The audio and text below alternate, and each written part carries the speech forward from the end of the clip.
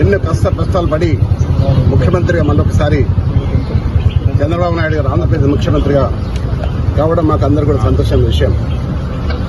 ఆనాడు ఎన్టీ రామారావు పాలన మళ్లీ రావాలని ఈ తెలంగాణలో కూడా మళ్లీ ఎన్టీ రామారావు ఏ విధంగానైతే పేద బడుగు వర్గాల ఆశాజ్యోతిగా నిలిచాడో ఆ విధంగా తేవాలన్న ఉద్దేశంతో ఈరోజు వారికి కలవడం జరిగింది.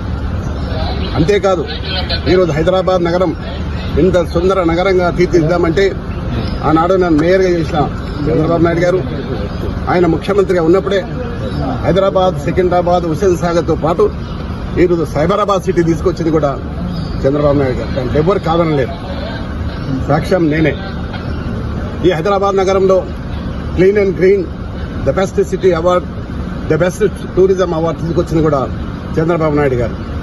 అయితే ఈ మధ్య కాలంలో తెలంగాణ అంశం వచ్చి మరి ఏం జరిగిందో మనం అందరం చూస్తూనే ఉన్నాం. కానీ మళ్లీ పూర్వ వైభవం తీసుకురావడానికి మేమందరం కూడా చంద్రబాబు నాయుడు కలవడం, మరొకసారి మనం పిలిచి మాట్లాడుతున్నాడు. తప్పకుండా మళ్ళీ ఆనాడు ఎన్టీ రామారావు గారు ఏ విధంగానైతే పరిపాలన చేసిండో ఆ విధంగా చేసడానికి మేమందరం కూడా కృషి చేస్తాం. నేనందరినీ కూడా శ్రేణులు కూర్చున్నా. చాలా మంది తెలుగుదేశంకు ఎన్టీ రామారావు అభిమానులు ఉన్నారు. ఇంకా వారందరూ కూడా ఏకతాటికి తీసుకొచ్చి మళ్ళీ పూర్వ వైభవం తీసుకోవడానికి నేను ప్రయత్నం చేస్తాను. 100%.